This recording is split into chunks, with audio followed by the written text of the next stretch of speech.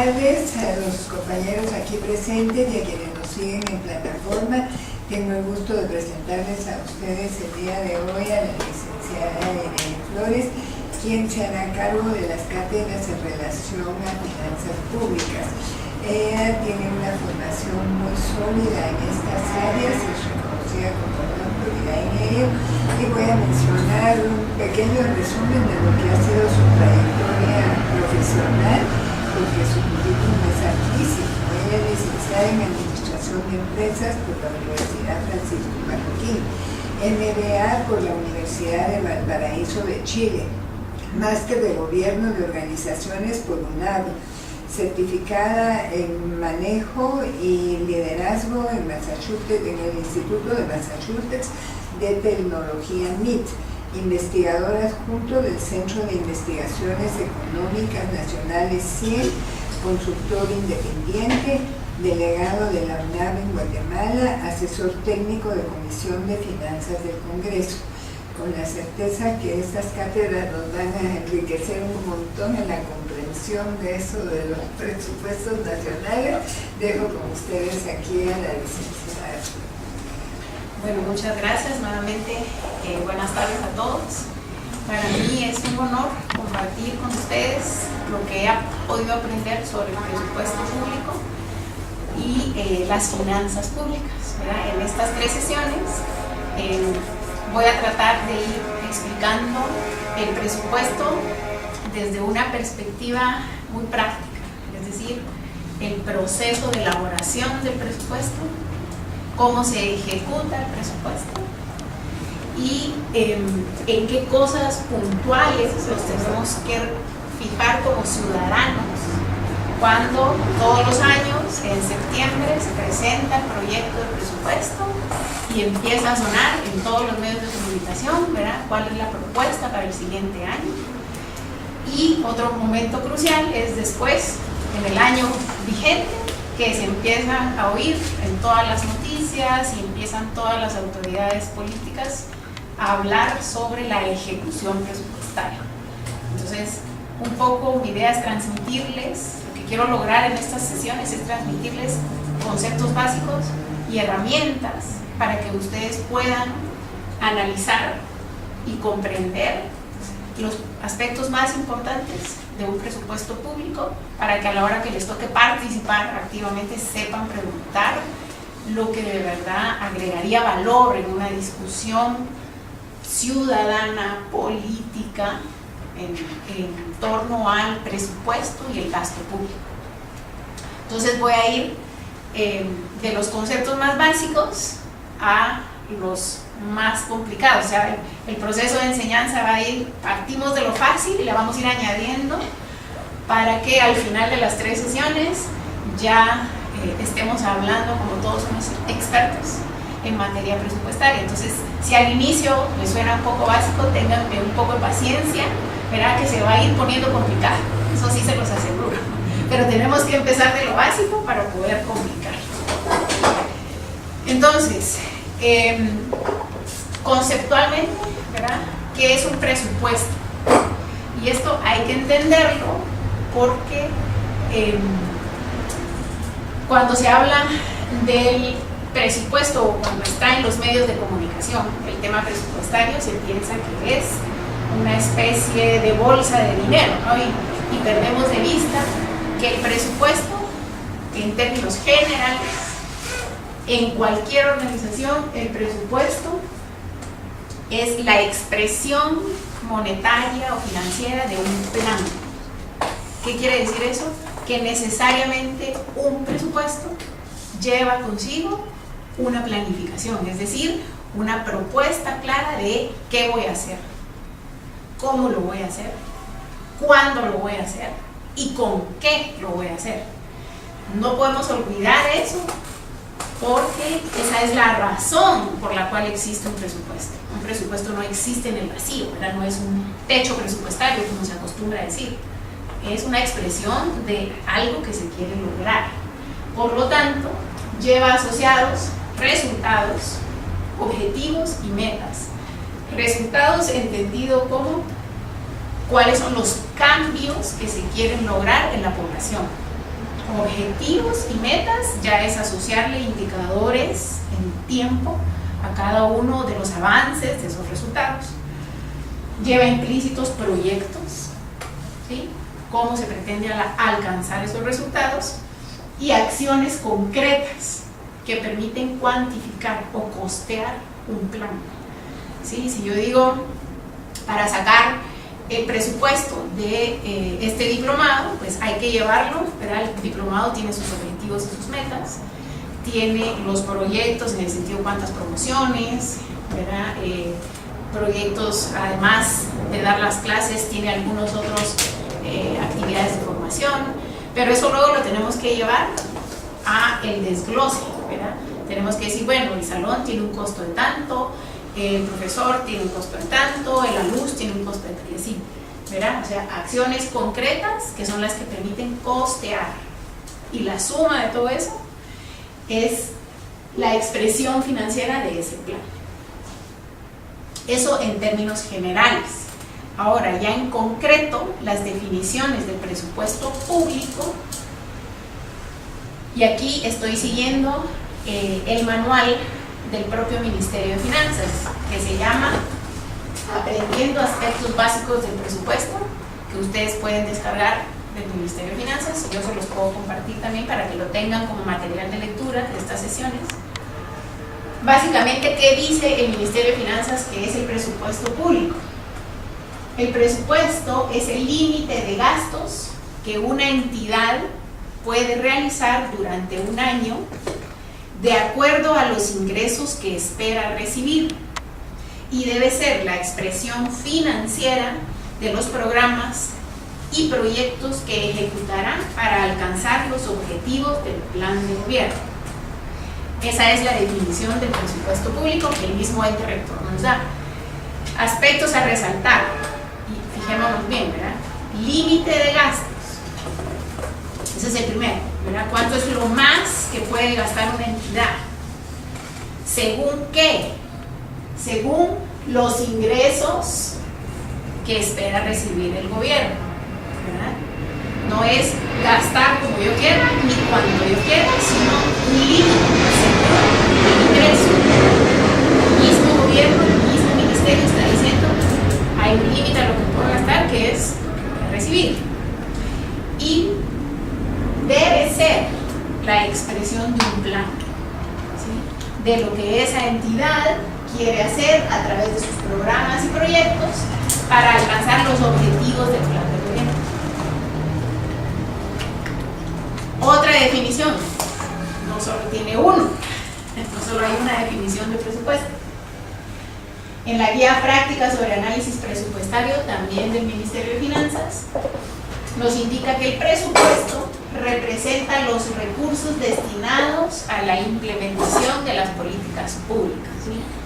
Todo lo que se quiere lograr en términos de educación, seguridad, salud, desarrollo económico, etc., tiene que estar debidamente perfilado en un plan que tiene objetivos, metas, indicadores y acciones concretas que permiten costear, y eso cuantifica en términos financieros lo que se quiere hacer. Ahora, ¿por qué resalto todo esto? Resalto estos elementos claves de la definición porque me interesa que veamos también lo que no es el presupuesto público, ¿verdad? No es una copia de los gastos del año anterior. Eso no es, el mismo ente rector lo está diciendo, ¿verdad? No es el gasto del año pasado más un incremento por inflación, ¿verdad? Y ya. ¿Por qué? ¿Por qué quiero resaltar esto? Porque las entidades están obligadas a revisar el avance de sus planes. ¿Qué logré?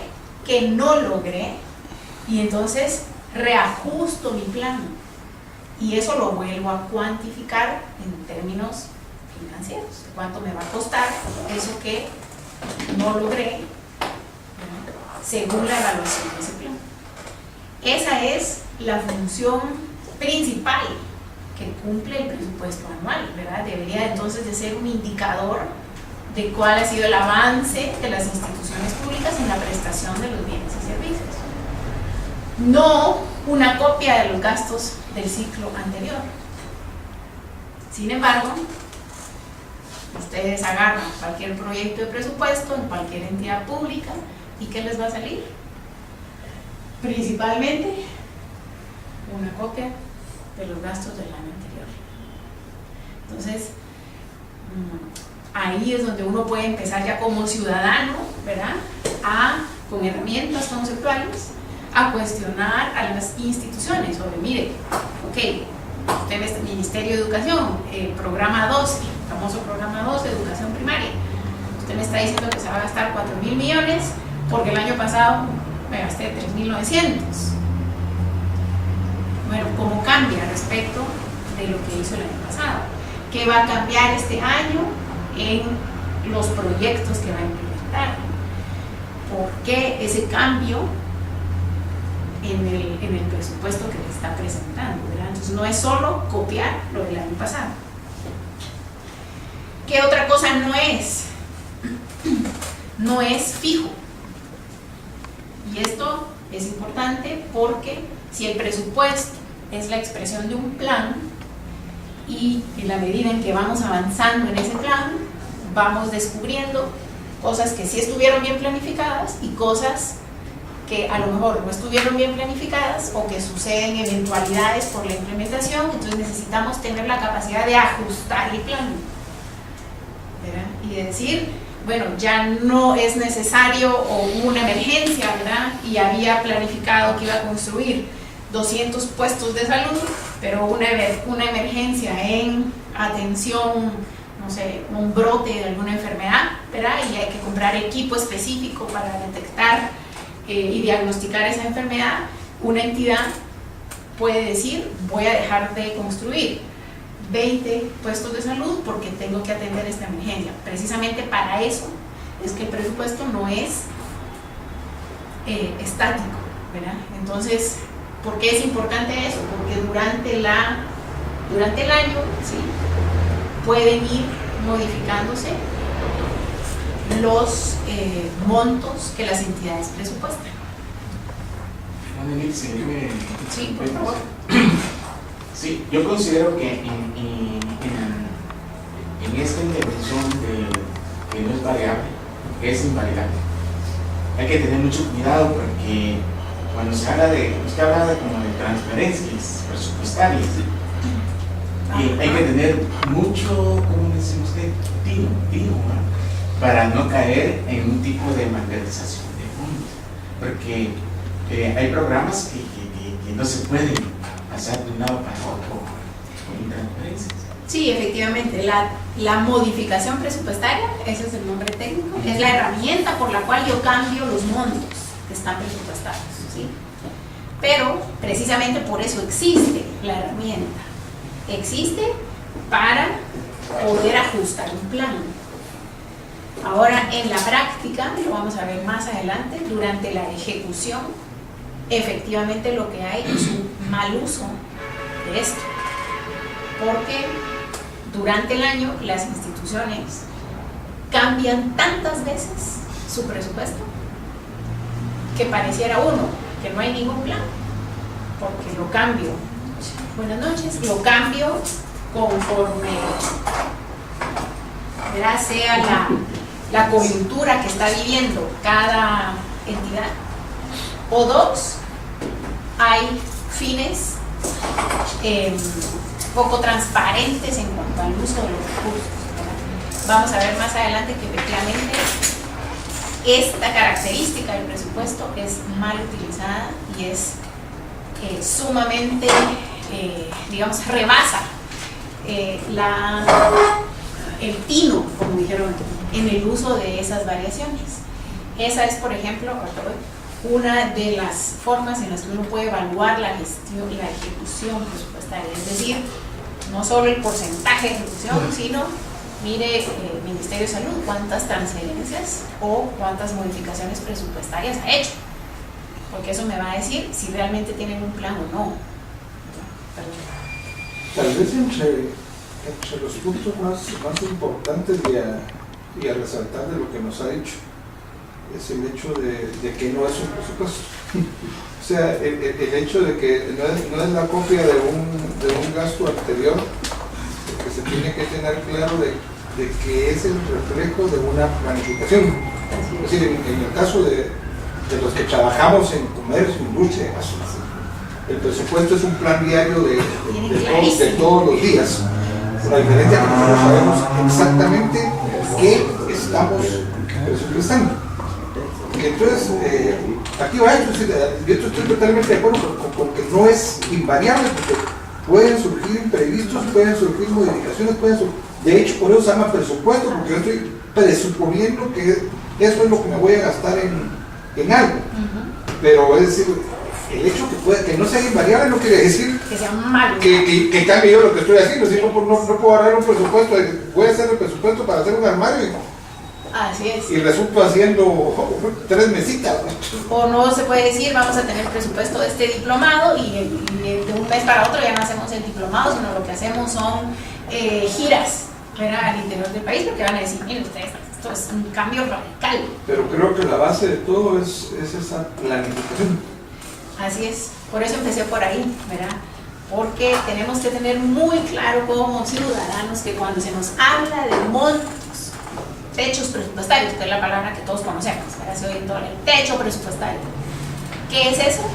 Eso es la expresión de un plan, o así debe ser, y esa es la forma correcta de analizar un presupuesto, de cuestionar a un funcionario público y de proponer discusiones técnicas acerca del presupuesto público. Es el plan que está detrás, ¿verdad? No solo, 12.000 millones me parece mucho, ¿no? Sí, pero ¿verdad?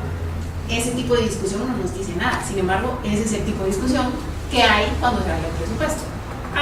Le subieron el techo al Ministerio de Salud, esa es frase famosa. Y entonces unos se pelean, ¿verdad?, que porque le dieron 3.000 millones más, y otros se pelean que porque solo 3.000 millones más. Pero realmente, ¿qué es lo que quieren hacer? Esa es la forma en la que hay que acercarse, aproximarse correctamente, digamos, al presupuesto. ¿A qué se refiere cuando dicen candados? Sí, candados presupuestarios son controles de tipo normativo que tienen el propósito, ya sea de evitar algunas prácticas o de orientar la forma de ejecutar el presupuesto. Por ejemplo, en la ley orgánica de presupuesto, y para eso, ¿verdad?, hay que leer las leyes, ¿verdad?, para poder ir identificando todos los famosos candados. Hay que leerse las leyes, ¿verdad? Y eso de leerse las leyes es aburrido, pero es la única forma en la que uno va a entender, ¿verdad?, qué significa. Por ejemplo, en la ley orgánica del presupuesto dice que no se puede contratar, no se puede hacer ningún contrato si la entidad no tiene el certificado de disponibilidad presupuestaria para ese contrato. Nada de que te presto antes de. No, entonces, ¿qué significa eso? Es una especie de candado. ¿Por qué? Porque antes de esa norma se hacían contratos sin la necesidad de verificar que tuvieran la disponibilidad presupuestaria para hacerlo. Entonces, en el momento en que detectan esa mala práctica, ponen una norma, ¿sí?, que lo que hace es que va ordenando en algunos casos, o evitando malas prácticas en otros, o transparentando en otros, ¿sí?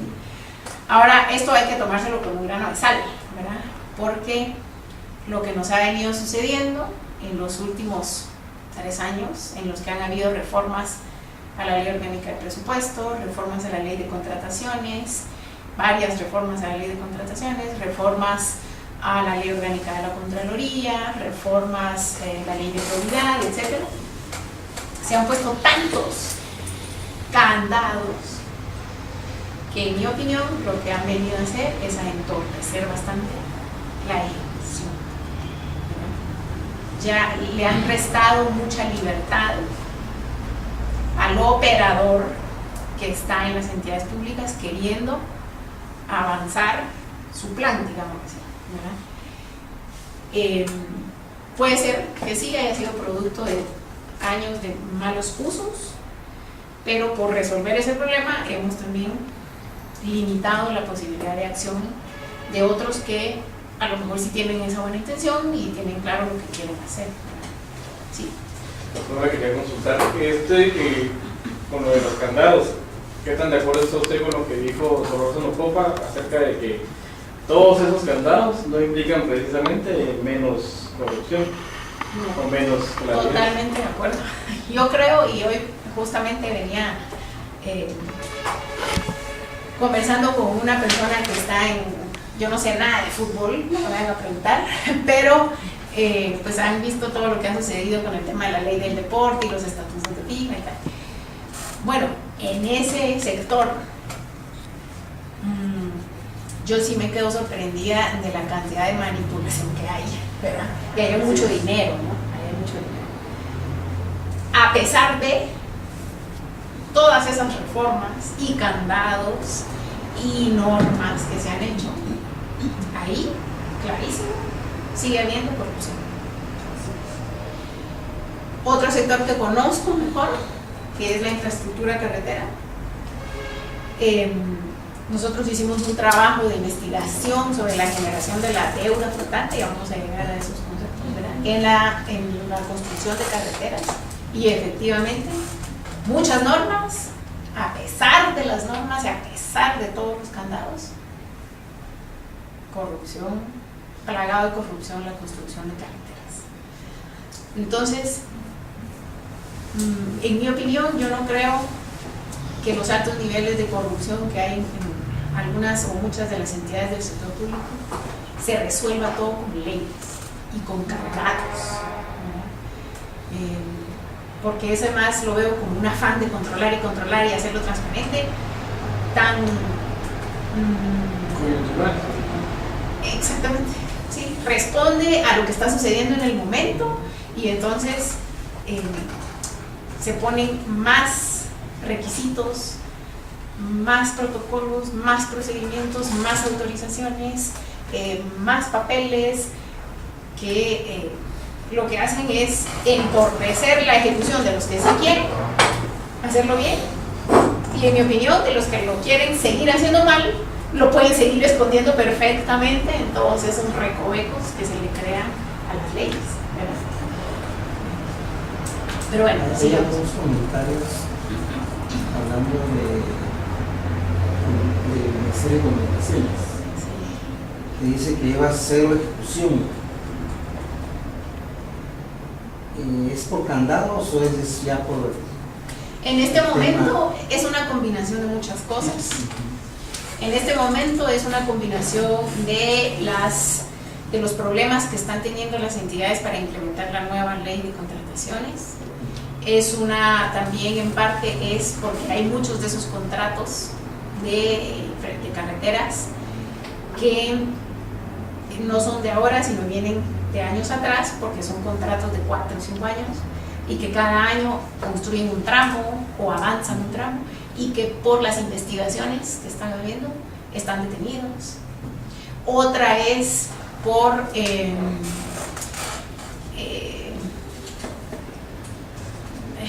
sí, yo creo que hay en parte también un temor de los funcionarios públicos de firmar contratos.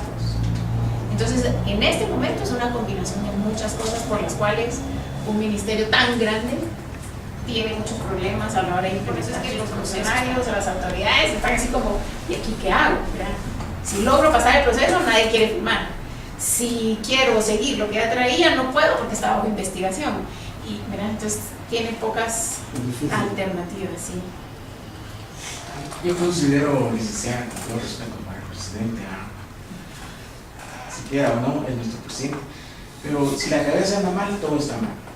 El hombre no conoce de la ley de presupuesto, porque en sus intervenciones por radio y televisión decían, no, es que se debe de derogar el artículo 100 de la ley del presupuesto. que habla eso, si no mal recuerdo, pero yo lo que le quiero decir, licenciada, que a mí me da pena sobremanera, porque el dinero hay. ¿Cuánto fue el presupuesto del año pasado? 70.796.305.204. Ese fue el presupuesto de ingresos del año pasado, 2016. ¿Qué ejecución hubo ahí? Como el 40%, y lo más sobre el fondo público, creo yo que se va. ¿Por qué digo que me da pena lo que anda haciendo el presidente? Yo realmente no sé dónde está ubicado este hombrecito. Anda en el interior de la República pidiéndole a la población materiales de construcción para bachar las carreteras. No, hombre, eso no es posible. Si hay dinero, entonces ¿dónde está la capacidad intelectual de sus asesores, de su gabinete, para poder ejecutar el presupuesto en un 100%? En la clase anterior nos decía el licenciado que habían como 330 millones, 300 millones para bachar las carreteras. Entonces, es una indecisión que hay, tal vez un desconocimiento de la ley de compras y contrataciones, o bien es que ellos no quieren meter la mano porque no les dan.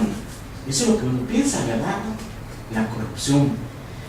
Sí, definitivamente yo, digamos, lo que tomo de su intervención es, creo que cualquier persona que quiera participar en las instituciones públicas tiene que conocer cómo se ejecuta, y eso es conocer el marco normativo, el diseño organizacional de las instituciones y los esquemas de incentivos que se mueven en cada sector.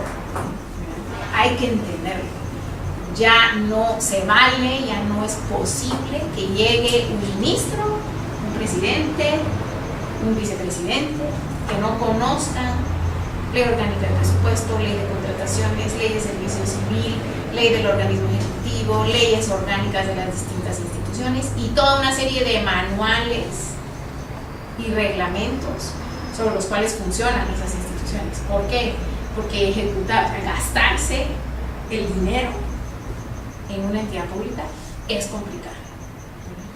Está sobre regulado y entonces hay que cumplir con muchos procedimientos para hacerlo. Entonces, sí, definitivamente, tenemos que nosotros también como ciudadanos tener claro que los equipos de gobierno que llegan tienen que tener ese conocimiento y tienen que tener la experiencia. Si no, efectivamente les va a pasar como le está pasando al presidente, que no entienden cómo se ejecuta y entonces anda haciendo propuestas de solución que poco tienen que ver, ¿verdad? O sea, yo me pregunto, ¿cuál es la ventaja que tiene el ejército sobre el Ministerio de Comunicaciones para hacer calles, para hacer carreteras, para bachear? ¿Tienen realmente alguna ventaja? Y si la única ventaja es que en el ejército hay una estructura jerárquica que obedece a la primera, entonces ahí estamos mal, porque entonces lo que quiere decir eso es que el Ministerio de Comunicaciones nadie quiere hacer nada, ¿verdad? Pero incluso entiendo que el Ministerio de Comunicaciones está comprando los insumos y se los está dando al ejército, estamos peor, ¿verdad? Entonces realmente, ¿qué ventajas tiene hacer eso?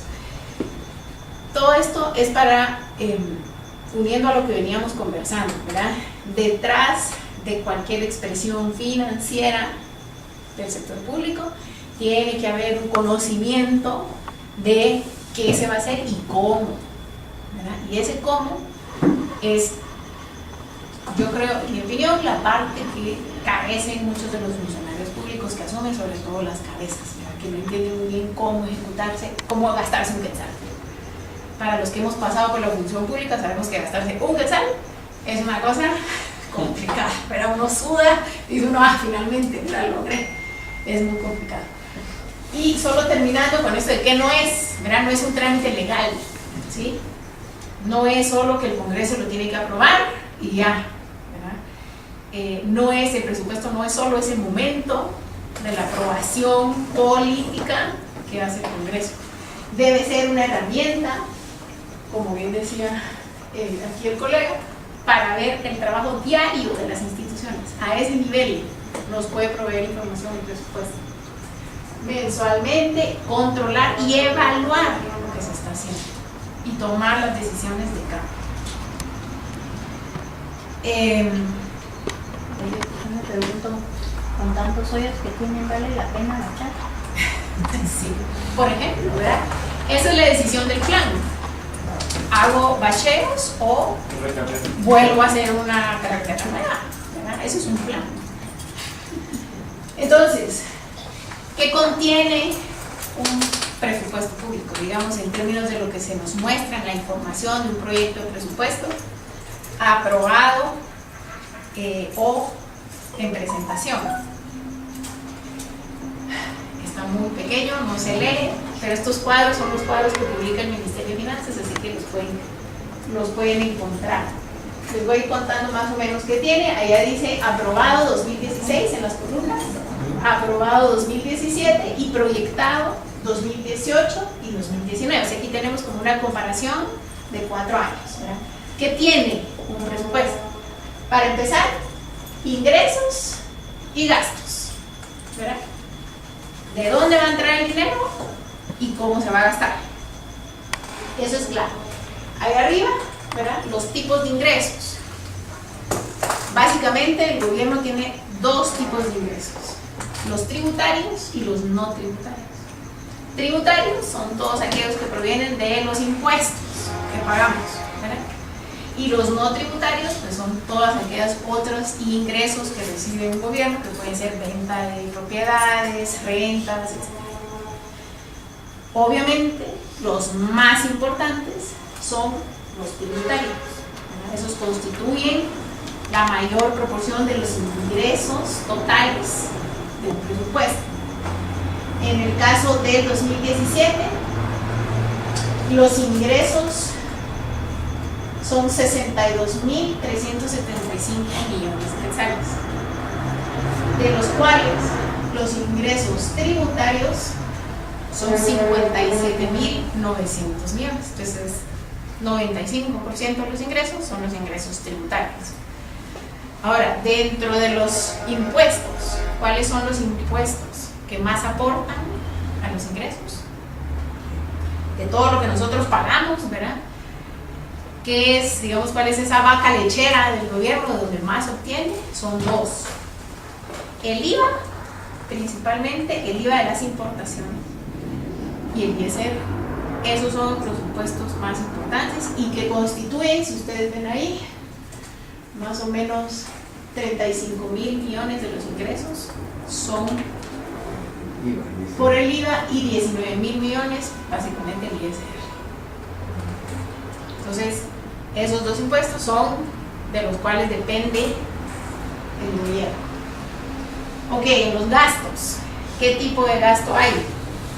Hay gastos corrientes y gastos de capital. Como cualquier organización, ¿verdad? Lo que me sirve en el día a día para sostener la organización, y ya lo que se invierte directamente en producir esos bienes y servicios, que es el gasto de capital.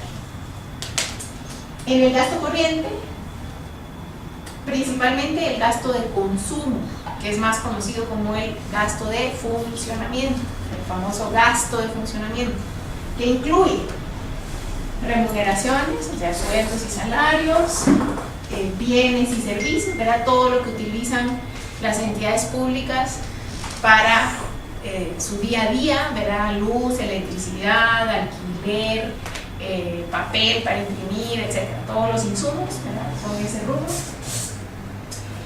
Y bueno, principalmente esos, ¿verdad? Y luego en los gastos de capital, pues ahí se contabiliza la inversión, ¿sí? Lo que vaya directamente, lo que se puede, digamos, identificar como un gasto directo de inversión. Por ejemplo,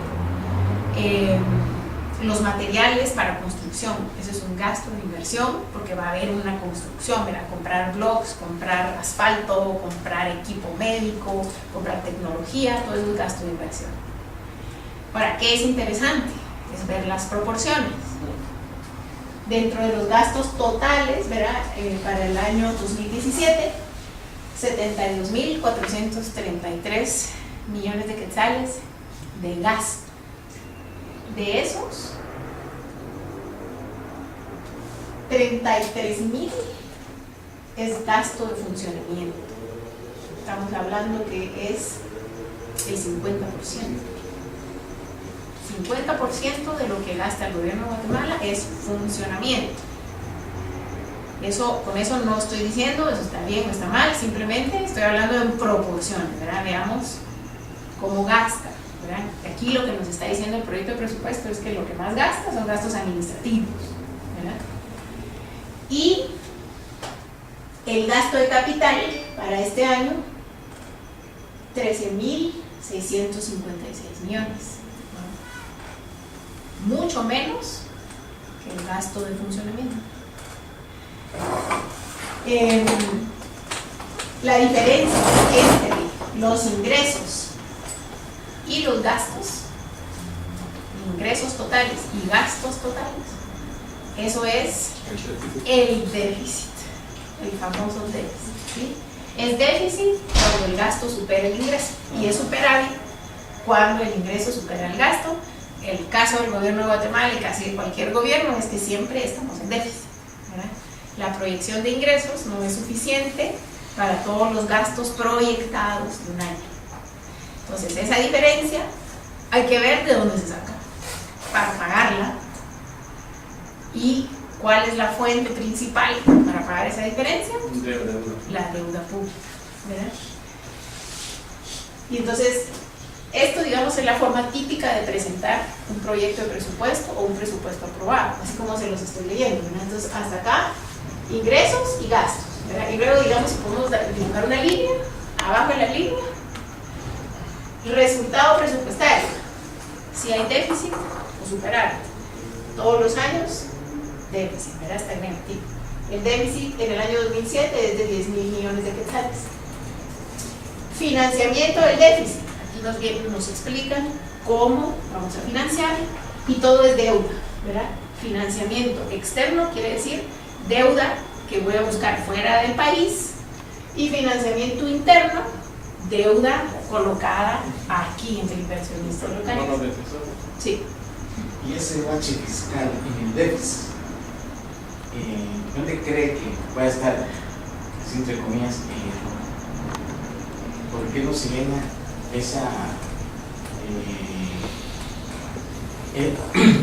programación de ingresos? Es al contrario, o sea, el déficit es las estimaciones de los gastos superan la proyección de los ingresos. Si yo gasto más de lo que gano, tengo un déficit. Así es. Pero en lo personal, yo voy a encontrar el error que estoy gastando más. Ah, claro. Entonces, por eso decía en el Estado, también en lo contrario. ¿Por qué digo esto? Porque hay algunos nenes que no pagan impuestos y no han subido, ¿verdad? Y ahora la SAT los ha perseguido y los ha hecho que paguen. Y ya todos conocemos por prensa lo que ha sucedido anteriormente.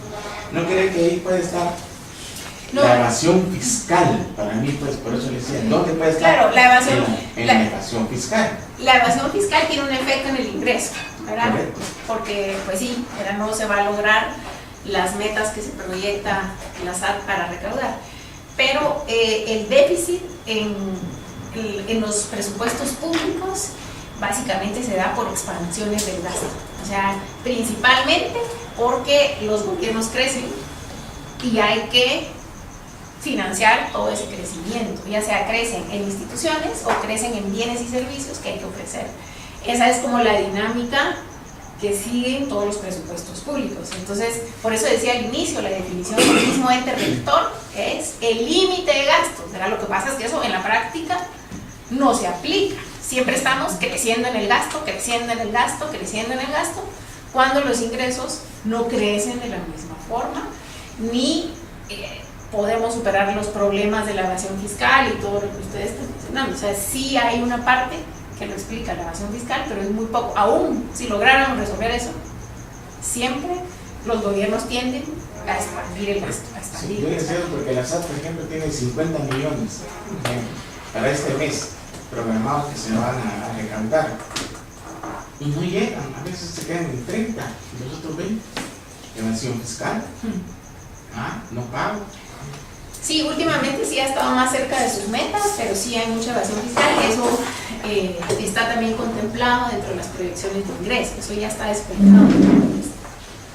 Sí. Yo creo que es claro que el déficit existe desde que se planificó.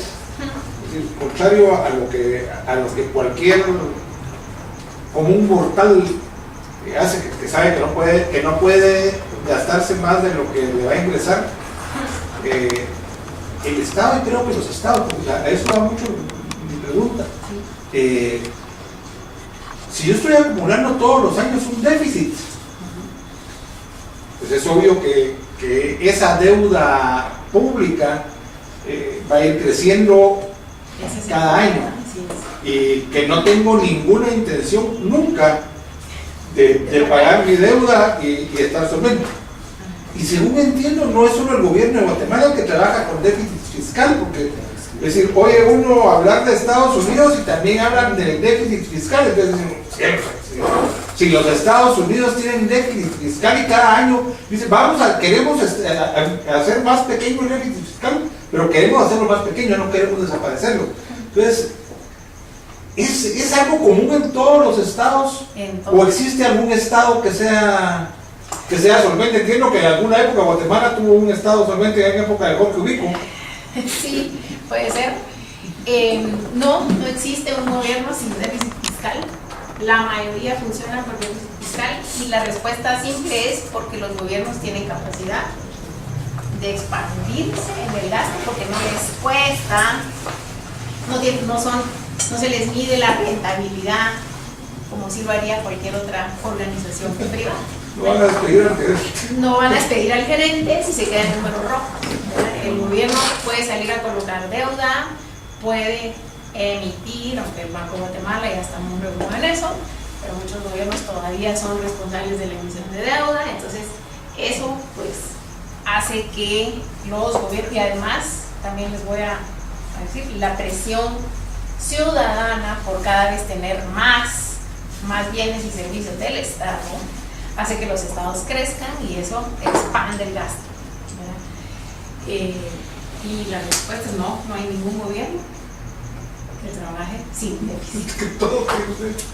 La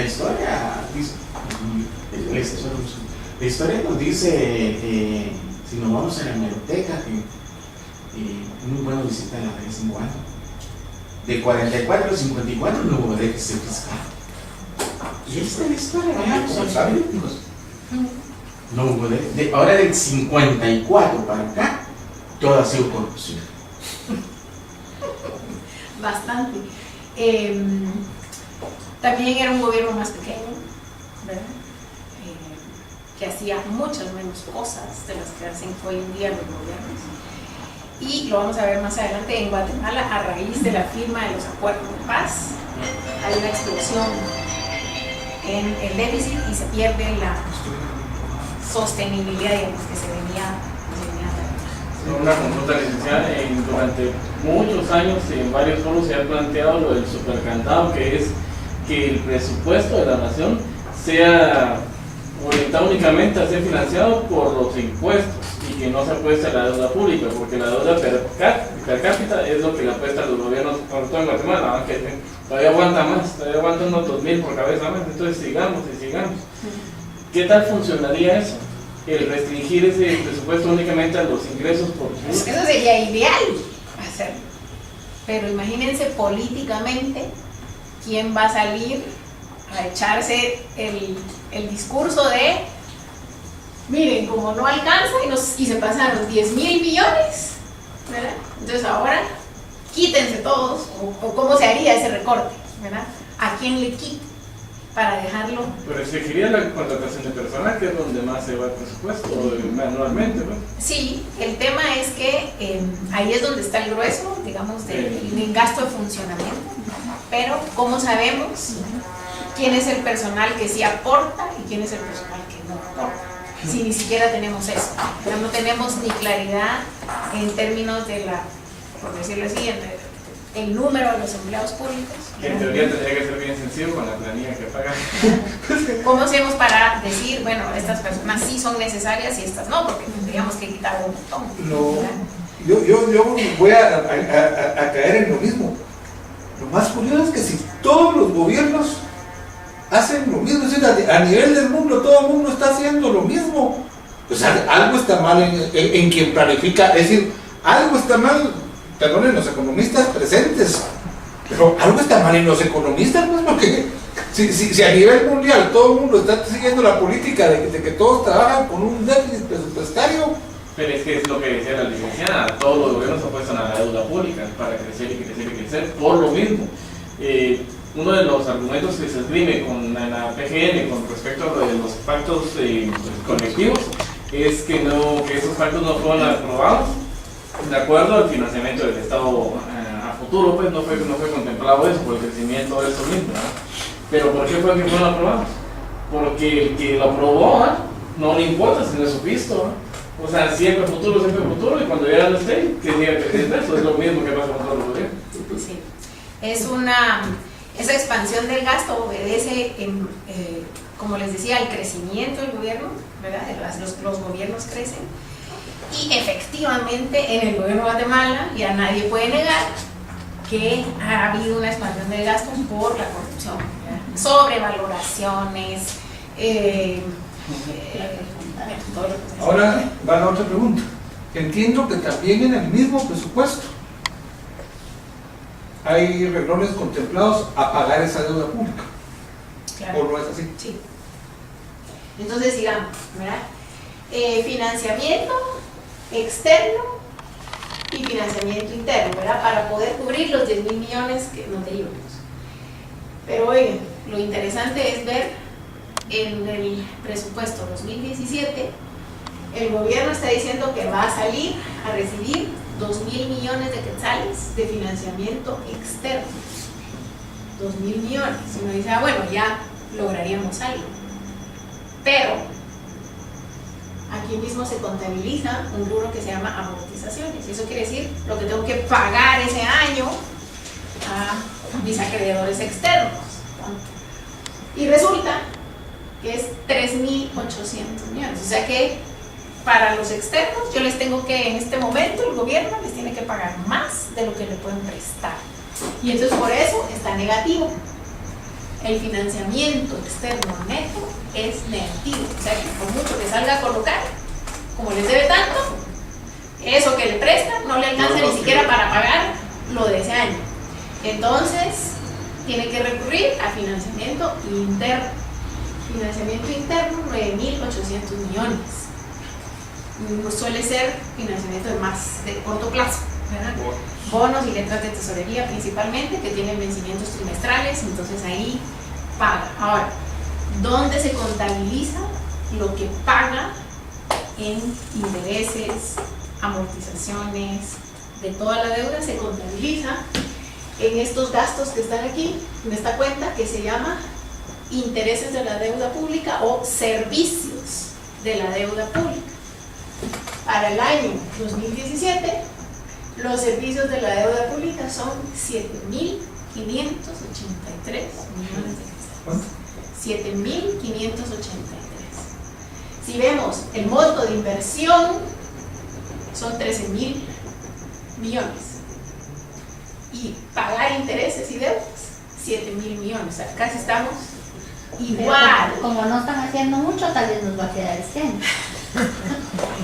Aquí tienen proporcionalmente, ¿sí? ¿En qué se va el presupuesto de 2017? 66% funcionamiento, inversión y pago de deuda. Por cada quetzal que nosotros le damos al gobierno de Guatemala, 66 lempiras. Gasto de funcionamiento, salarios, 18 centavos a inversión y 16 centavos intereses de la deuda. Ahora, ojalá, y esa deuda, ¿verdad? Aquí lo importante, lo que yo les quiero mostrar son, sí, montos totales, pero lo que hay que pensar es, según lo que les dije al principio, el presupuesto es un plan, hay que ver si esa deuda y esa inversión y ese funcionamiento de verdad están generando bienes y servicios al ciudadano, porque si tuviéramos servicios públicos buenísimos, esto no nos parecería tan malo, ¿verdad? Pero como todos tenemos la percepción de que los servicios públicos realmente están en muy malas condiciones, decimos, bueno, entonces ¿en qué se está usando todo este dinero? A eso vamos a entrar más adelante. Aquí una gráfica de lo que venía la discusión, ¿verdad? Ingresos totales es la línea azul oscuro y gastos totales es la línea celeste. Si ustedes ven, en el 97 hay una expansión del gasto. ¿Por qué? Porque en ese momento se firman los acuerdos de paz y el gobierno empieza a crecer para cumplir con todas las nuevas responsabilidades, objetivos, etc.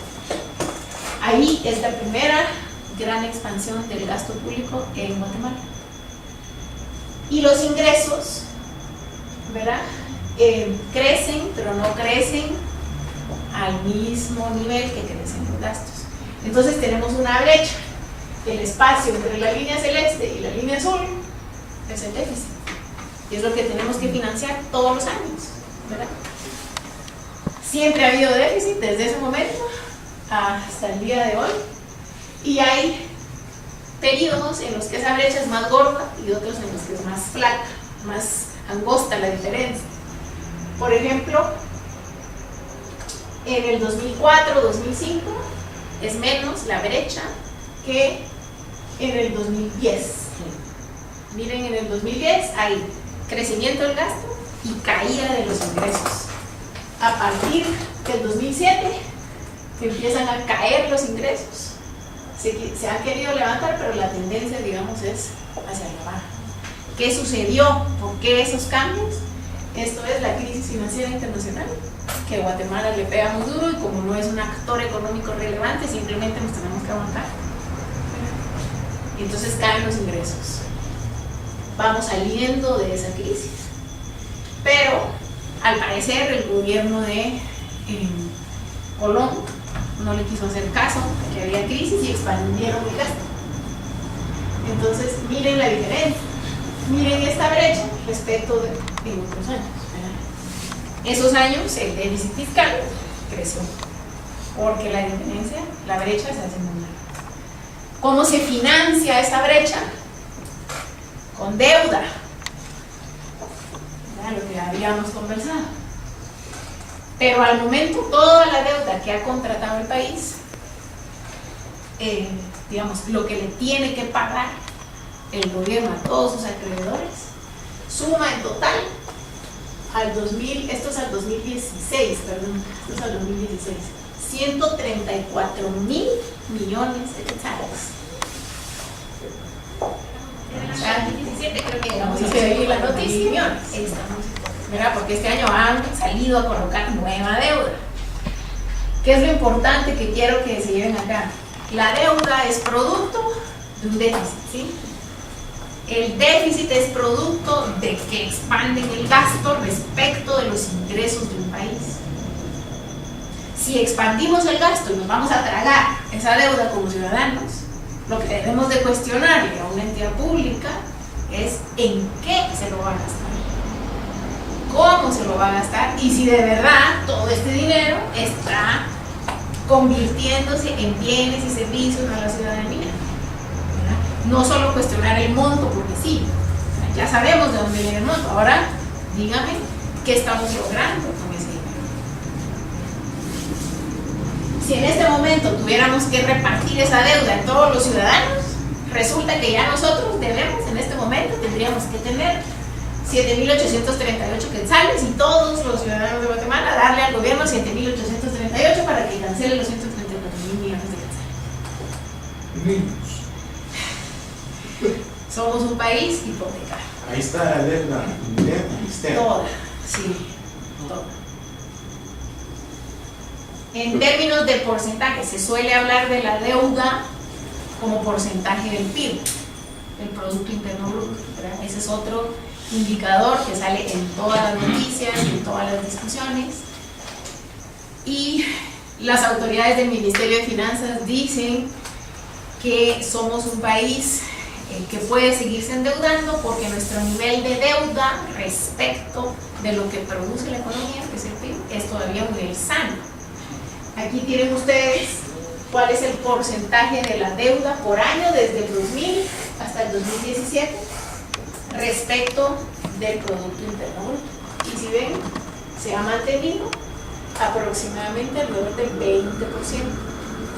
Los años que más ha subido al 24%, pero está en un nivel, digamos en promedio, pudiéramos decir un 22%. En el año 2017, 24% del Producto Interno Bruto es deuda del gobierno. Ahora, ¿para qué sirve eso? Este indicador nos sirve para entender qué tan sano es la economía en un país, ¿verdad? Si supera el valor crítico del 40%, eso quiere decir que todo lo que produce un país, básicamente, se lo va a tener que dar al gobierno para que pague. ¿Grecia superó ese nivel crítico? Muchos países lo superan. Pero lo superó porque le dio, todos los europeos le dieron. Todo el mundo le prestó. O sea, eso siempre va a ser así. Todos le Nosotros prestan. estaban alegando por eso. Sí. El tema es que llega un momento en que los gobiernos se siguen endeudando, ya no tienen capacidad de pago cuando superan ese valor crítico. La economía ya no es capaz de generar ingresos, ni siquiera para el repago. Entonces, Grecia es un ejemplo, pero también Honduras, Nicaragua, ¿verdad? Que rebasaron tanto, llegaron al 200% del PIB en su deuda. Y entonces, ¿qué hacen? Se les condona deuda, ¿verdad? Se reúnen los cooperantes internacionales, que son los que normalmente prestan dinero a los gobiernos, o los organismos financieros internacionales, y dicen, bueno, les vamos a condonar tanto por ciento. O sea, es decir, ya no paguen porque igual no pueden pagar, ¿verdad? Y no van a poder pagar nunca. Entonces se les condona la deuda, que es un poco lo que yo traigo en esta gráfica, ¿verdad? Si comparamos ese monto de deuda con los países de la región, vemos que Guatemala, ¿verdad? Al año 2016, la deuda pública era el 28.9% del PIB, relativamente baja comparado con los otros países, ¿verdad? Por ejemplo, miren, El Salvador, 64%, Honduras, 47%, Nicaragua, ¿verdad? Costa Rica. Ahora, ojo, que a Honduras y Nicaragua tienen niveles altos, pero ya se les condonó una vez y muchísimo dinero. O sea, se les condonó tal vez un 70% de la deuda. Y todavía siguen en una situación financiera crónica. Interesante El Salvador. Hace 10 años El Salvador tenía una deuda como la de Guatemala. En 10 años el gobierno salvadoreño ha salido a prestar tanto dinero por el déficit, han expandido el gasto, que hoy en día están en una situación financiera realmente crónica, ¿verdad? Entonces hay que vernos ahí. Podemos decir, sí, todavía ahorita tenemos una posición relativamente sana, pero podemos llegar muy rápido al Salvador, ¿verdad? A ser como Salvador, sí. ¿Qué factores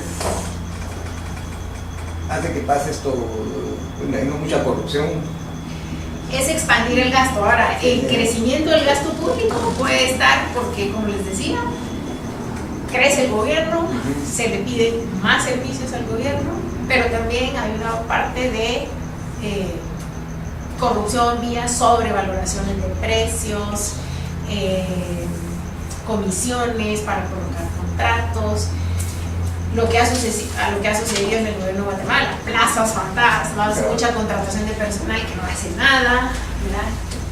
Ese tipo de gasto también obviamente afecta en esa expansión. Y no sé si se acuerda la situación que pasó una vez en Argentina, que fue una crisis terrible, ¿verdad? Que sí, ¿verdad? Sí, pero esa no sé si se acuerda usted cuando ya prácticamente la gente estaba pidiendo pan pues en la calle, pues, desde todo, pues, desde gente de allá arriba como abajo. Nosotros tenemos una situación bastante crítica, ¿no? ¿Será que así como vamos, tendremos algún tiempo como para llegar a un punto donde realmente pueda tornar pues realmente la situación financiera del país? Sí, por eso traigo la comparación, ¿verdad?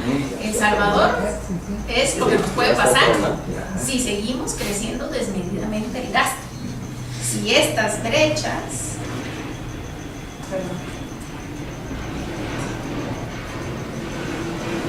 si la brecha entre lo que recaudamos y lo que gastamos la seguimos haciendo tan grande, que es el caso de El Salvador, de Honduras, de Nicaragua, de Costa Rica. Por eso tienen que salir a endeudarse tanto. Sí nos puede pasar. El caso de Argentina en ese momento tenía muchas circunstancias, una de ellas el tipo de cambio. En este país el tipo de cambio está bastante más flexible y creo que no nos llevaría solo por esa vía, pero sí nos puede llevar por esa brecha del déficit fiscal.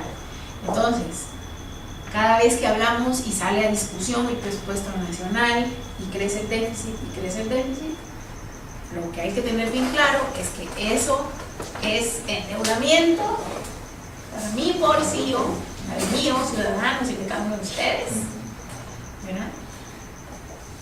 Que está creciendo cada vez más. Yo viví en El Salvador cuando fue el cambio de la moneda de colón a dólar. Sí. Yo creo que los salvadoreños están desmotivados de manejar el dólar, porque económicamente cuando fue el cambio todo se puso caro en El Salvador. No había nada. Si no mal recuerdo, el colón estaba como 8.70. Fueron sacando el colón del mercado. Cuando yo iba al banco a mandar un cheque, ya no le daban colones sino dólares. Uno iba a un supermercado, daba sus coloncitos y le daban dólares. Y toda la economía se disparó. Lo que sí en El Salvador se mira la inversión en carreteras, o sea, sí es evidente que está Excelente. O sea, a eso voy, ¿verdad? Todo esto, solo los números no nos dicen, no nos cuentan toda la historia. Lo que yo quiero que se lleven es desde una perspectiva puramente macroeconómica, pues hay un nivel, ¿verdad? Lo que siempre dice el Ministerio de Finanzas, hay un valor crítico, Guatemala no lo ha pasado, podemos seguir endeudándonos, el déficit fiscal también tiene un valor crítico, Guatemala no lo ha pasado, podemos seguir endeudándonos. La pregunta es, ¿qué estamos haciendo con el dinero que estamos gastando? ¿Verdad? Esa es la pregunta importante. Que el ciudadano perciba que ese dinero se está utilizando, ¿verdad? Y que se está utilizando bien. Si no, el cuestionamiento no es si seguir emitiendo más deuda o no, yendo a endeudarse más o no, sino es ¿para qué va a salir este año a endeudarse más?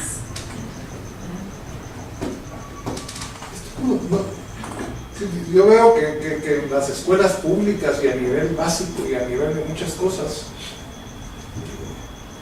le dan a uno salud y seguridad, ciencia natural.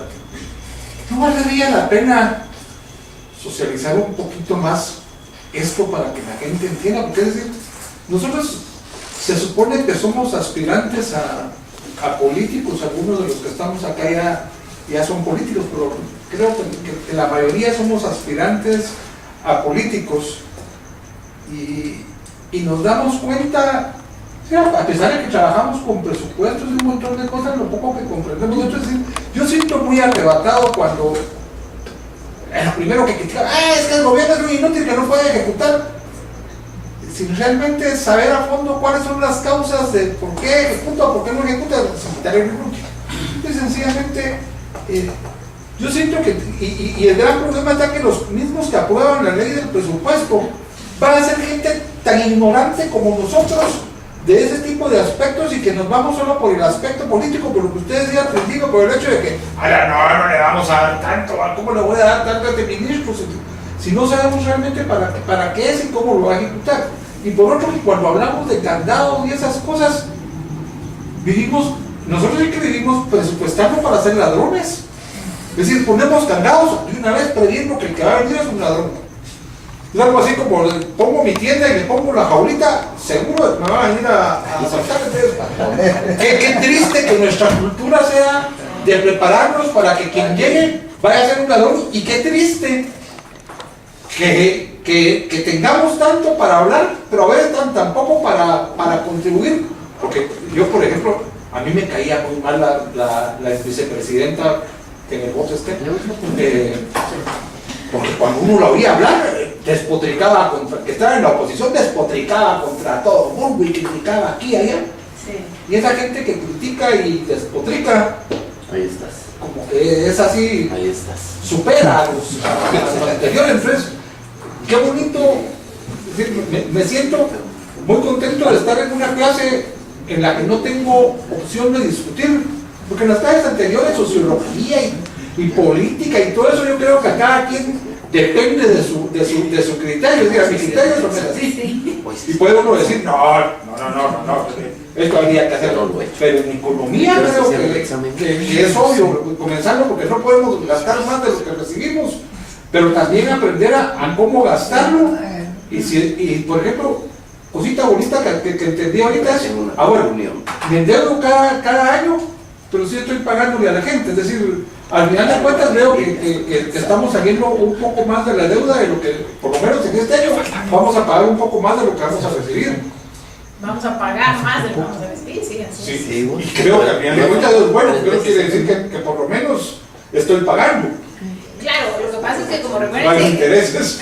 que la deuda es una deuda soberana, entonces no se puede incumplir, ¿verdad? El que no tiene que pagar, siempre que pueda tiene que pagar, si no, vienen las malas calificaciones. ¿Y pagamos o internacionales. tampoco eso se ejecuta? No, sí pagamos, se paga, sí se paga. No hay opción. No hay opción, no se puede ir a esconder, ¿verdad? No puede salir huyendo del país. Aquel tampoco le dijo, mira, vos tenemos que pagar, y no se animó a firmar el cheque Sí. con el que pagaba. No puedo. Reaccionando a su comentario, creo que coincido totalmente. Este es un tema que muchas veces nos da miedo porque decimos, ay, qué complicado el presupuesto, pero no, hay que hablarlo más, hay que informar, hay que llevarlo a todos los ciudadanos, perderle el miedo, ¿verdad? A ver números. Luego, efectivamente es un tema muy en el que la opinión se puede quitar muchas veces de la mesa de discusión, porque con un número no se pelea nadie. Si a mí una institución me sabe justificar y me sabe costear lo que hace y yo veo los resultados, es poco lo que podamos entrar en conflicto, ¿verdad? Si está ofreciendo esos bienes y servicios, cómo deben de ser, en tiempo, etc. Ahora, si no lo hace, para nadie va a ser un secreto que se está gastando todo el dinero. Entonces mire en dónde se lo está gastando, cómo se lo está gastando, por qué se lo está gastando así, por qué no vemos resultados. Entonces sí coincido en que es un tema en el que la opinión tiene hasta cierto punto, ¿verdad?, algo de influencia, pero los números pues, ¿verdad?, son bastante reveladores. Y con todo respeto, eso está pegado a la realidad, porque yo entiendo al PIB como la riqueza que produce un país, sí, ¿verdad? Entonces, si nos vamos a ver los números reales de nuestro país, de nuestra querida Guatemala, no coinciden, porque aquí hay mucha pobreza, tenemos una infinidad de problemas. Entonces, yo no miro progreso, al contrario, yo no soy economista, pero sí, como usted decía, creo entender cómo colocan los números y puedo sumar. Creo que para el año entrante es muy probable, sin pretender ser profeta, que tengamos una recesión económica muy grave para los intereses económicos de nuestra patria, ¿no? Miren, recuérdense que el PIB, el Producto Interno Bruto, es una medición, ¿verdad? Solo la hace el Banco de Guatemala. Y tiene varias formas de calcularse. La forma en la que se calcula en Guatemala es la suma del consumo, inversión, exportaciones y gasto público. Esa es la que es. Anda alrededor de 450.000 millones de quetzales. Ese es el PIB. ¿De que puede ser más? Por supuesto que puede ser más. ¿Por qué? Porque a simple vista vemos que hay falta mucho desarrollo económico, hay falta de oportunidades, no hay empleo suficiente para colocar a todas las personas que pueden ser económicamente activas, etc. O sea, ¿puede ser más grande? Sí, puede ser más grande. Es lo que es y es lo que el país produce al momento. Recesión, bueno, según los economistas, una cosa como recesión no, pero el crecimiento es muy poco, ¿verdad? Año con año, 3%, 2.7%, 3.1%, es muy poco realmente para lo que de verdad necesita el país para sacar de la pobreza a tanta gente. Y el resultado de lo que usted decía es que tenemos una balanza comercial negativa casi todos los años. Y la poca importación que hay, yo no le miro tecnología, solo le vamos por cositas. Sí, así es. Por eso digo, el PIB es lo que es. ¿Pudiera ser más? Sí, pudiera ser mucho más. O sea, Panamá tiene 3 veces el PIB de Guatemala, es más pequeño, menos población, etc. Sí. Licenciada, solo breve, el año pasado fue de los años en que menor brecha fiscal de lo que existió, pero también hubo menos ejecución presupuestaria en los distintos ministerios.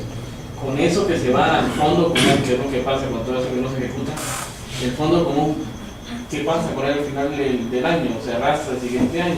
¿Qué es lo que sucede? Sí, porque depende. La quinteña tampoco es ejecutado. Recuérdense que el presupuesto, o sea, en términos de estados financieros, pensemos el presupuesto es un puro flujo de caja. Eso es lo que nos está diciendo. Son puros registros contables. Sí, sí, o sea, lo que entra, ¿verdad? Y lo que estoy pagando. Eso es, el presupuesto es un flujo de caja. Entonces, al final de año, si el gobierno, digamos,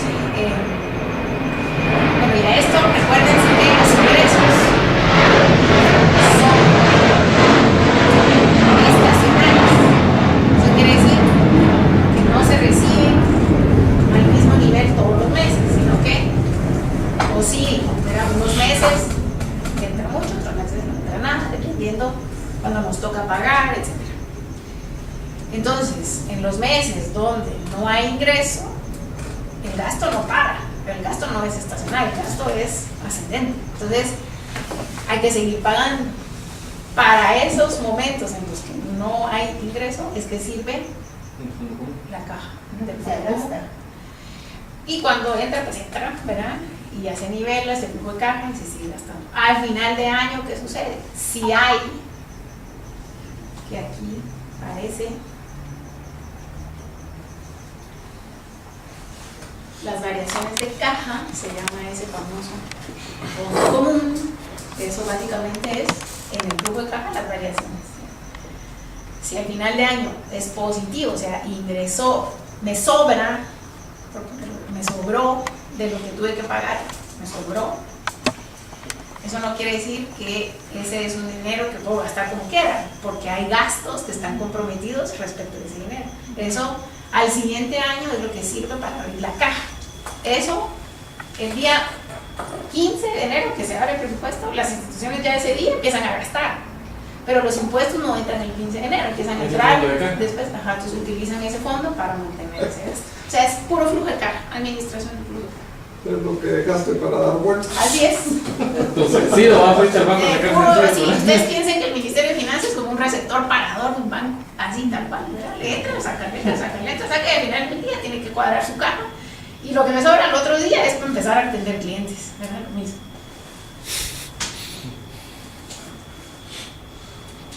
Ok.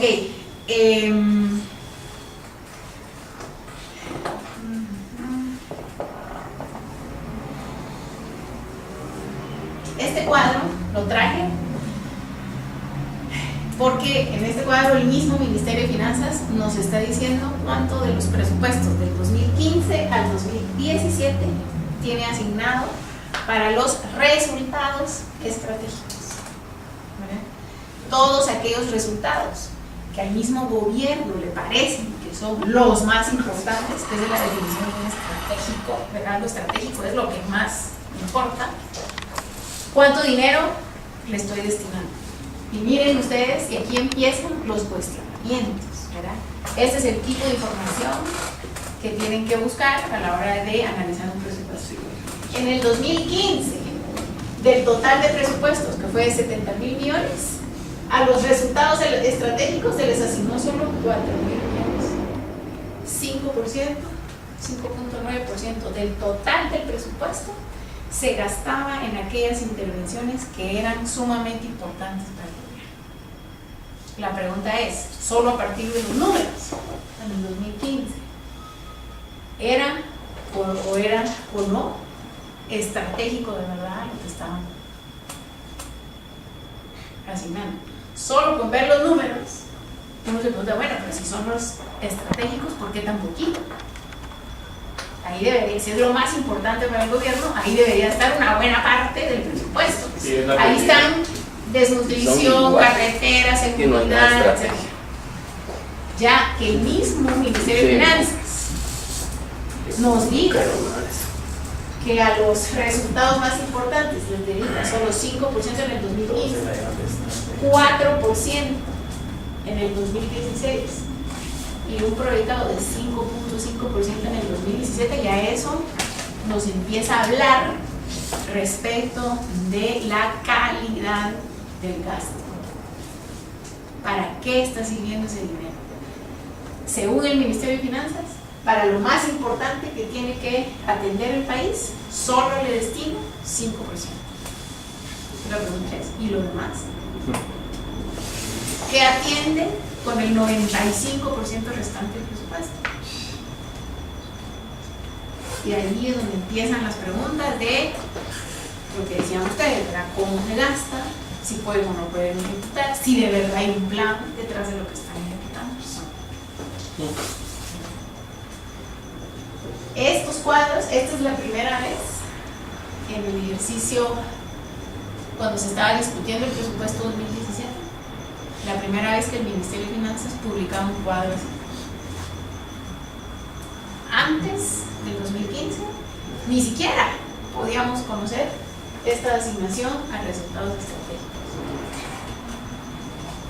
Eso es producto de que el gobierno de Guatemala decidió implementar una metodología para presupuestar que se llama gestión por resultados. No sé si la han oído.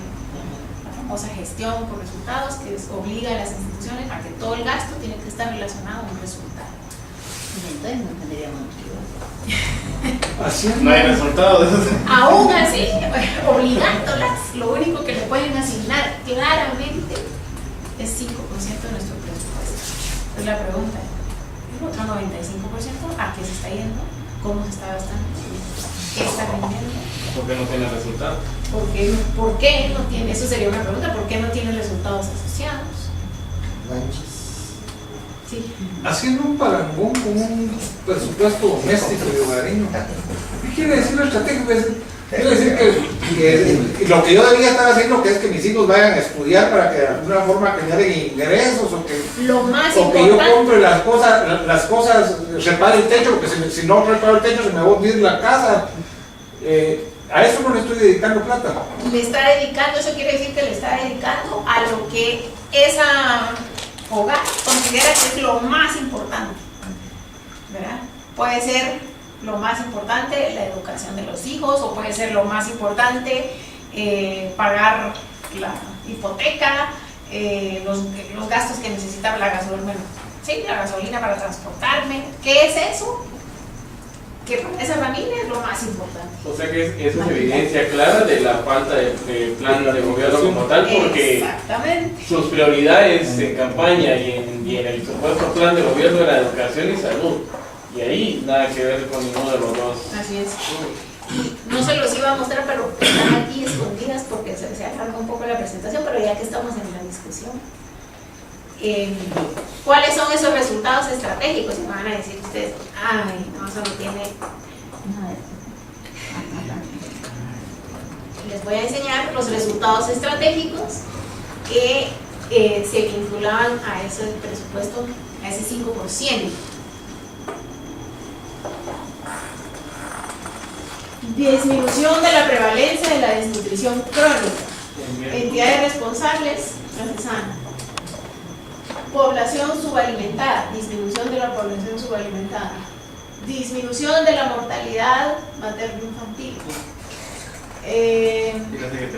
Incremento de la cobertura de educación primaria. Incremento de la tasa de finalización de la educación primaria. Incremento de la posición del país en el índice de competitividad. Reducción del déficit habitacional. Disminución de la tasa de delitos. Disminución de la tasa de homicidios. Aquí hay 11 resultados estratégicos. Sí. ¿Verdad? Ahí está. Adaptación al cambio climático, matriz energética, bueno, en fin, 29 resultados estratégicos que tenían asignados solo en el 2016 el 4.1% del total del presupuesto. Licenciado, una consulta. Todo esto, el presupuesto, se supone que tendría que estar involucrada la Contraloría y bueno, y otras ONGs como Acción Ciudadana se supone que hace una crítica de este gasto público. ¿Realmente lo hacen o para nada? Lo que pasa es que por eso enseño los cuadros y por eso empecé diciendo que es un plan, ¿verdad? Hasta el día de hoy seguimos con la misma forma de discutir el presupuesto, que es montos, ¿verdad? Techo, el famoso techo. Números grandes, ¿verdad? Que por qué le van a dar más a caminos, porque se le incrementa el techo presupuestario al Ministerio de Comunicaciones. Unos están contentos, otros se alegran. Se le incrementa el techo presupuestario de salud, unos están contentos, otros se alegran. Pero ¿qué significa eso? Que ¿cómo se respalda? no solo cómo se respalda, sino qué bienes y servicios nos van a dar con ese dinero. ¿Qué se persigue? Claro, esa es la discusión que hay que tener. Ya dejemos de hablar de montos, ¿verdad? Y de que si 70,000 millones es mucho o es poco. Eso que lo discutan economistas que viven como una nube, ¿verdad? Poco aterrizada. Pero el ciudadano común y corriente lo que le interesa es tener buenas carreteras, tener seguridad, tener salud, tener educación, todo lo que el gobierno se compromete. Entonces discutamos así, ¿verdad? Discutamos, ok, ¿se le va a incrementar 3,000 millones al Ministerio de Educación este año? ¿Para qué? Desglóseme, enséñeme el desglose de lo que se quiere gastar, enséñeme cómo lo costeó, qué va a lograr, cuántos niños más va a educar, en qué forma, en cuánto tiempo, cuántos se van a graduar, cuántos van a aprobar el examen. Eso no lo discutimos. Si lo discutimos, si 12,000 millones es bueno o no para el Ministerio de Educación, no lo sé. Depende de qué quiera hacer. Ese es el tipo de discusión que hay que tener. Y ya el propio presupuesto nos puede dar herramientas para discutir así, ¿verdad? Por ejemplo, los resultados. Ya ahí hay una gran pregunta que le puede hacer uno al presupuesto. Una final, licenciada, ¿por qué en el presupuesto debe aparecer financiamiento para ONGs ya determinados? Eso era antes, algunos programas de algunas entidades públicas se ejecutaban a través de... ¿Las fundaciones circulan o recibe algunas siguen, sí, algunas siguen, pero digamos hay normas que sí las contemplan, o sea, cuando se crean pensando en que siempre van a recibir un aporte del gobierno. Ahora también ha habido usos de ONGs para ejecutar programas y proyectos, los famosos... no. Se me olvidó ahorita el nombre del programa. En salud había usos de ONGs, las municipalidades también utilizaban ONG para inversión pública. ¿verdad? Entonces la municipalidad podía contratar una ONG para construir carreteras. La ONG nunca había construido una carretera, pero la ONG subcontrataba a la empresa constructora de carretera porque no tenía que observar ley de compras y contratación, entonces era más fácil en teoría, ¿verdad?, contratar y ejecutar, ¿verdad? Ese era un mecanismo de ejecución. Ahora eso ya está prohibido. Ahora, con la pregunta anterior, en el proceso de formulación presupuestaria, que es lo que vamos a seguir viendo en las siguientes sesiones, los entes que participan en el proceso de formulación son varios, ¿verdad? Segeplan y Finanzas. Segeplan en la parte de planificación al inicio. Finanzas es el ente rector de todo el proceso presupuestario, desde que se formula hasta que se liquida. La Contraloría tiene un rol de fiscalización en el proceso presupuestario. Debería de fiscalizar los logros alcanzados con cada presupuesto y por ley tiene que presentar un informe de liquidación al Congreso todos los años, indicando si se alcanzaron o no se alcanzaron los logros. Y lleva más de 10 años de no hacerlo. Y entonces ahí pues ya empezamos a ver muchas de las falencias. Todo eso lo vamos a ir viendo en el proceso presupuestario. Pero son muchas las instituciones que participan. Ahora, organizaciones externas como Acción Ciudadana y muchas organizaciones participan en criticar, analizar el proyecto de presupuesto que se presenta, pero realmente no tienen ningún rol más que presión política. Ninguna injerencia para modificar o Sí, cambiar. así es.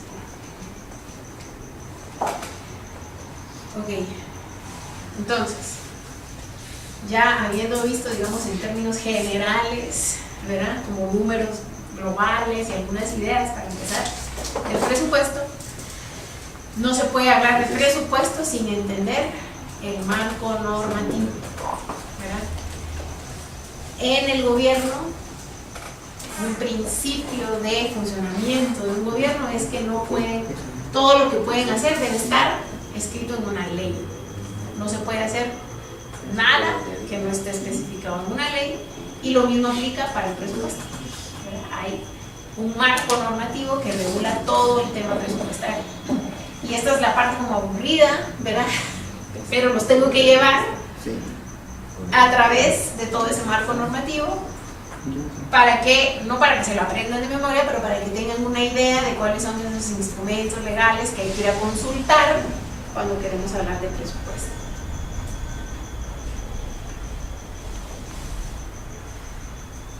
Entonces, hay distintas leyes, ¿verdad?, que regulan distintos aspectos del presupuesto según el tipo de entidad, ¿verdad?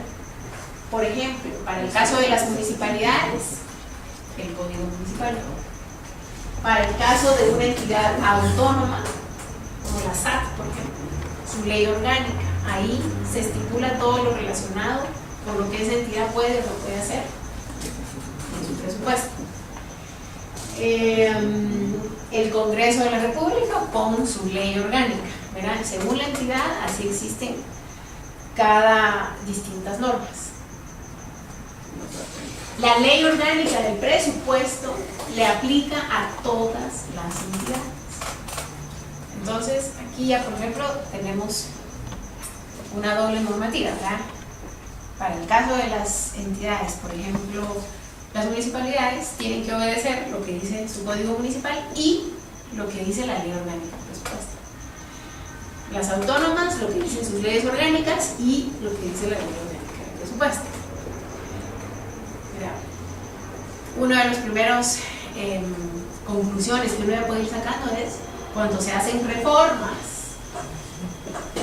a la ley orgánica del presupuesto, que es transversal, nunca se considera con cuántas otras leyes esas se mezclan, digamos, se unen. Entonces, algunas reformas muchas veces entorpecen otras leyes, sobre todo cuando son reformas producto de la coyuntura, como las reformas a la ley de compras, como las reformas a la ley orgánica del presupuesto, más recientes, etc. Entonces ahí empieza a complicarse ya la cosa. Tengo todavía algunos minutos, ¿no? O ya. Sí, hay unos cuantos. Bueno, no, si quieren, entonces lo dejamos ahí y continuamos el próximo miércoles. Ya en esta parte del marco normativo, si hoy se van tranquilos a descansar, los aburro el próximo miércoles. Interesante. Gracias. Muy bueno.